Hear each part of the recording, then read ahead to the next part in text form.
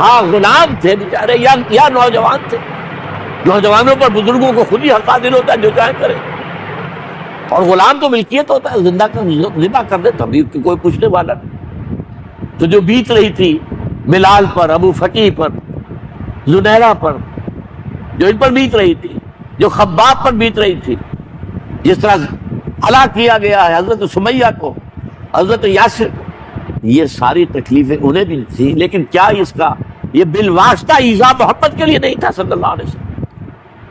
آپ کے ساتھی آپ کی جان صاحب ہیں, لیکن آپ ان سے بھی کیا کہیں, فصبروا فصبروا فصبروا. جب ابو جہل بدترین ٹارچر کر رہا تھا حضرت سمیہ اور حضرت یاسر کو رضی اللہ تعالیٰ عنہ, آپ کے علم میں ہے کیسے کیسی ٹارچر کی ہے. جوان بیٹے کو باندھ دیا ایک ستون کے ساتھ, اس کی نگاہوں کے سامنے برہنہ کیا ہے ماں کو.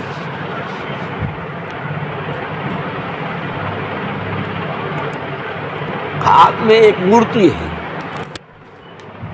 جب تنگ آ گیا ستا کر تنگ کر کے مار مار کے حضرت سمیہ کس سے مس نہیں ہو رہی, کہتا ہے تم ایک دفعہ کہہ دو سمیہ کہ ہاں اس مورتی میں بھی کچھ ہے, میں تمہیں چھوڑ دوں. انہوں نے ٹھیک کیا, مرچھا مارا شرمگاہ کے اندر.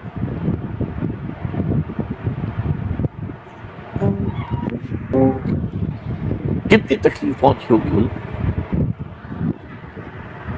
لیکن آپ گزر رہے.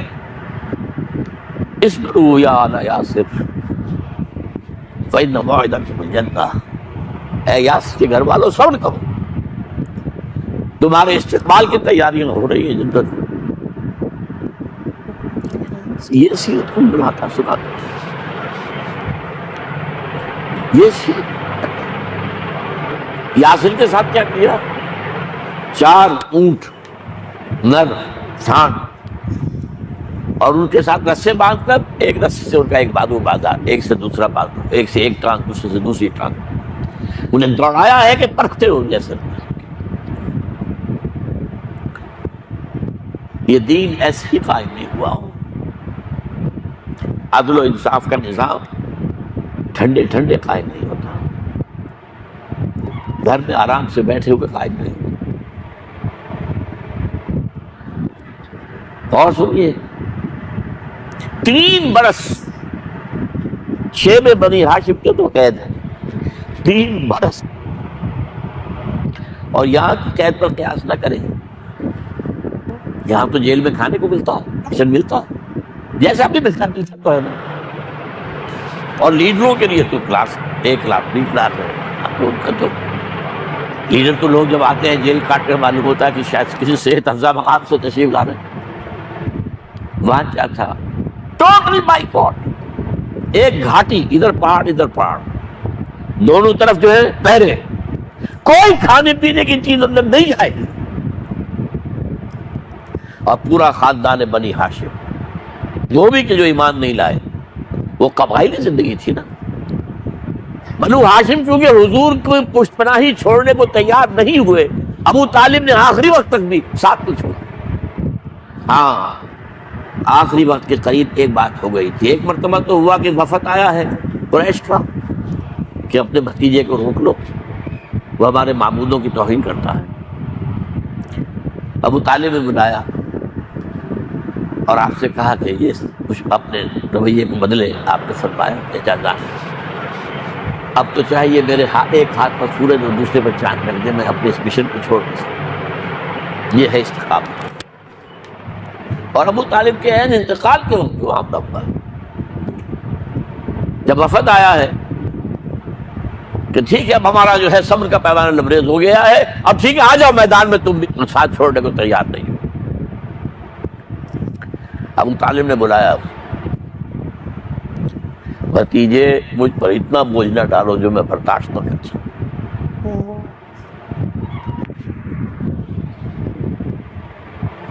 حضور کی آنکھوں میں آنسو آ گئے. چچا جان اب تو یا یہ بات پوری ہوگی یا میں اپنے آپ کو ختم کروں, اسی میں ختم ہو. 12 شیب بنی ہاشم میں 3 برس کے ساتھ میں گزرے ہیں. ٹوٹل بائیکاٹ، کوئی کھانے پینے کی۔ کچھ لوگ تھے شریف النفس، مثلاً حکیم بن حزام تھے رضی اللہ تعالیٰ، اور بعد میں ایمان لے آئے۔ حضرت خدیجہ کے وہ رشتہ دار تھے، وہ پہاڑ پر چڑھ کر ایک طرف سے رات کی تاریکی میں، دونوں دروازے تو بند ہیں، پہاڑ پر چڑھ کر چوٹی سے نیچے اتر کے کوئی چیزیں کھانے پینے کی دے آئے بس اللہ خرچ، کوئی اور ایک آدھ ہوگا ایسا۔ یہاں تک نوبت آئی ہے کہ بنی ہاشم کے یہ پھول جیسے بچے معصوم بھوک سے بلبلا رہے ہیں، اور اس کے سوا کچھ نہیں ہے کہ سوکھے چپڑے ابال کر اس کا پانی ان کے حلق میں ٹپکا دیا جائے۔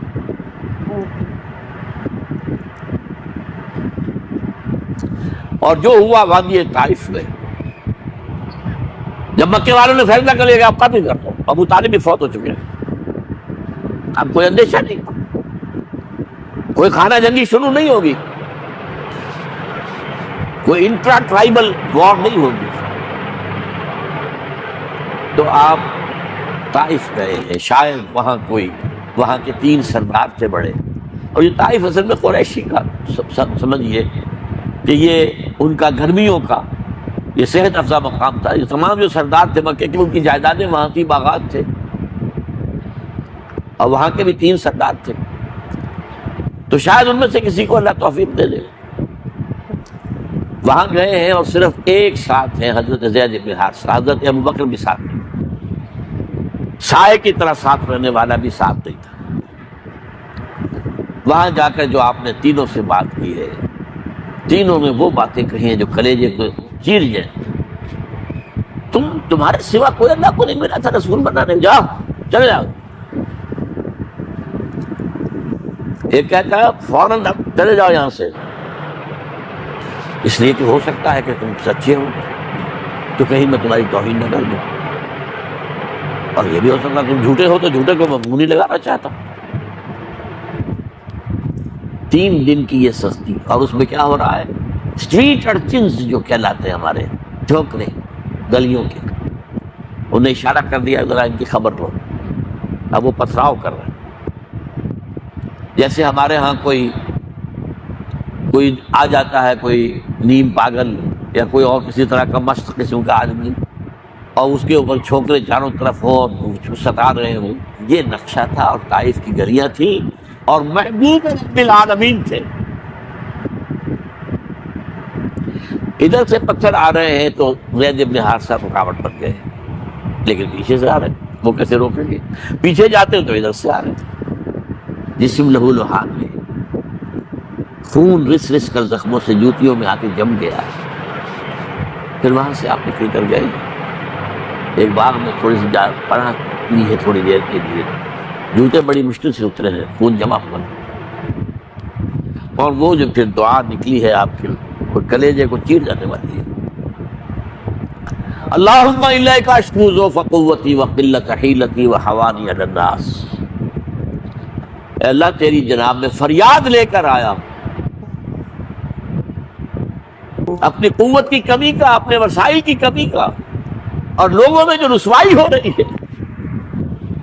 الا من تکلنی الا بعید یتجہمنی اور الا عدو ملکت امری، مجھے کس کے حوالہ کر دیا؟ مجھے دشمن کے حوالے کر دیا جو چاہے میرے ساتھ کر دے۔ فریاد ہے کہ نہیں؟ بڑی زوردار فریاد ہے، بڑی زوردار، لیکن پھر مقام عبدیت کا ضرور ہوتا ہے۔ ان لم یکن علی غضب فلا ابالی، اے اللہ اگر تو ناراض نہیں ہے، مجھے اندیشہ یہ ہو گیا کہ کہیں تو ناراض تو نہیں ہو گیا، کہیں تو نے میرا ساتھ تو نہیں چھوڑ دیا، اگر تو ناراض نہیں ہے تو مجھے کوئی پرواہ نہیں، جو ہو سو سر تسلیم خواہ تو مزاج یاد میں۔ واپس آئے ہیں تو مکے میں داخل نہیں ہو سکتے تھے، وہاں تو قتل کا فیصلہ ہو چکا، باہر ہی آپ نے ڈیرا لگایا، زید بن حارثہ کو بھیجا، فلاں شخص کے پاس جاؤ کہ تم اگر امان میں لے لو محمد کو تو محمد آ جائیں، میں تو میری یہ پوزیشن نہیں ہے، میں قریش کے مقابلے میں امان نہیں دے سکتا۔ دوسرے کے پاس بھیجا، اس نے بھی کوئی ایسے جواب نہیں۔ تیسرے کے پاس جب گئے حضرت زید، مطعم بن عدی، اس نے کہا ٹھیک ہے، میں امان دیتا ہوں محمد کو، وہ آ جائے مکے میں۔ حضور سے آ کے کہا، حضور نے فرمایا نہیں، جا کر کہو آ کر لے کر جا۔ کیوں؟ کیا پتا اچانک جو ہے میرے داخل ہوتے ہی کوئی مجھ پر حملہ کرے، قتل کرے۔ وہ تو یہ کہہ سکے کہ ہمیں کیا پتا تھا کہ مطعم نے جو ہے امان دی ہے، I never knew it۔ اب یہ قبیلے کے اندر یہ ہوتا تھا کہ ایک نے امان دے دی، سب کی طرف سے امان ہے۔ لہذا حضور نے فرمایا آ کر لے کر جاؤ۔ وہ اپنے 6 بیٹوں کو ہتھیار سجا کر لے کر آیا ہے اور پھر لے کر گیا حضور کو، کہتا ہوا گزر رہا ہے راستے میں، لوگوں سن لو محمد میری امان میں ہے صلی اللہ علیہ وسلم۔ اس لیے آپ کو مکے کے اندر پھر 2.5 سال مزید رہنے کا موقع ملا ہے، اور اتنا بڑا احسان آپ نے مانا پھر مطعم بن عدی کا کہ غزوہ بدر میں جب 70 سیٹ تھے قریش کے حضور کے پاس، تو آپ نے فرمایا تھا کہ اگر آج مطعم زندہ ہوتا اور وہ سفارش کرتا تو میں ان سب کو چھوڑ دیتا بغیر کسی فدیے۔ بہرحال یہ چند باتیں میں نے آپ کو بتائی، باقی تو یہ کہ تار سور ہے کیسی کیسی، اور پھر غزوہ بدر سے پہلے کی رات ہے، اور وہ آپ کا زندگی کا طویل ترین سجدہ ہے۔ اس میں جہاں تک یہ الفاظ بھی آپ نے کہہ دیا، اللہ اگر کل یہ جو 313 یہاں جمع ہیں اگر یہ ختم ہو گئے تو پھر قیامت تک تیرا نام لینے والا کوئی نہیں ہوگا، میں آخری رسول اور میری یہ 15 برس کی کمائی ہے۔ اس وقت کہا حضرت ابوبکر نے، وہ پیردار کی حیثیت سے کھڑے تھے کہ حسبک حسبک، حضور بس کیجئے بس کیجئے۔ بہرحال بدر ہے، احد ہے، زخمی ہوئے ہیں، دندان مبارک شہید ہوئے ہیں، خون اتنا بہا ہے کہ بے ہوش ہو گئے ہیں، اور خبر مل گئی ہے کہ آپ شہید ہو گئے۔ یہ سب کچھ، اور سب سے بڑھ کر حمزہ کی لاش سامنے آئی، کیسی لاش، ناک کٹی ہوئی ہے، کان کٹے ہوئے، پیٹ چاک کر کے کلیجہ چبایا، کس طرح برداشت کیا ہوگا۔ اپنے اوپر تاری کر کے دیکھیں، یہ آپ کا کون ہے؟ چچا ہے، دودھ شریک بھائی ہے، خالہ کا بھائی، ساتھ کا کھیلا ہوا ہمجولی ہے، اور اس کی لاش ہے۔ جو قلب اطہر پر بیت رہی تھی وہ مدینے میں آ کر ایک بڑا ماحول بدلا ہوا تھا، تب وہ بات سامنے آ گئی۔ جب آپ مدینے واپس تشریف لائے ہیں تو ظاہر بات ہے کہ زیادہ انصار کے لوگ تھے جو شہید ہوئے تھے۔ بدر میں مہاجرین تو میرے خیال 4تھائی تھے نمبر کے اندر، 3/4 تو انصاری تھے۔ اسی طریقے سے احد کے اندر معاملہ تو مختلف گھروں سے عورتوں کے بین کرنے کی آواز آ رہی تھی، اس لیے کہ اس وقت تک بین کرنا حرام نہیں قرار دیا گیا تھا، ممنوع نہیں تھا۔ آوازیں سن کر حضور کی زبان مبارک سے نکل گیا، اما حمزہ تو فلا بواکی لہو، ہائے حمزہ کے لیے تو کوئی رونے والی بھی نہیں ہے۔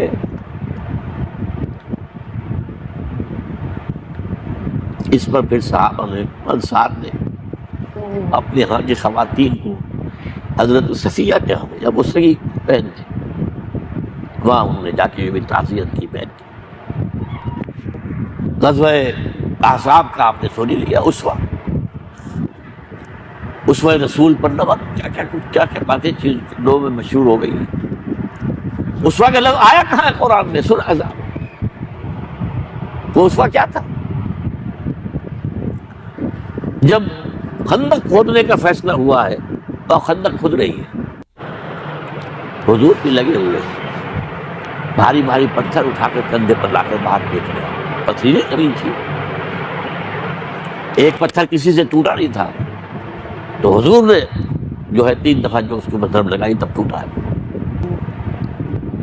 لیکن یہ کہ کئی دن کے فاقے ہو چکے تھے، کھانے میں کچھ نہیں، پورا محاصرہ تھا، 12,000 کا لشکر گھیرے ہوئے،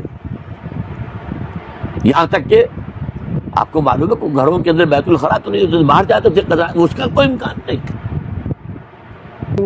شدید ترین آزمائش جو ہوئی ہے اس کا نتیجہ ایک طرف یہ نکلا کہ منافقین کا نفاق ان کی زبانوں پر آ گیا۔ قرآن مجید میں ہے یہ، انہی آیات میں ما وعدنا اللہ ورسولہ الا غرورا، ہمیں تو اللہ اور اس کے رسول نے دھوکہ دے کے بروا دیا۔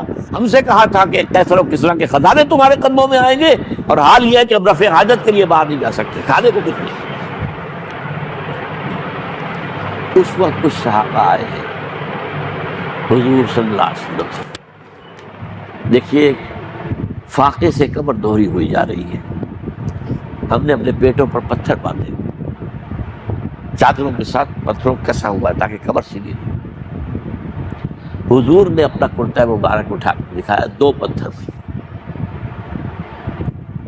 یہ ہے اسوہ، یہ ہے آپ کی سنت، آپ کا اسوہ حسنہ۔ لیکن اس اسوہ حسنہ سے فائدہ کون اٹھا سکتا ہے؟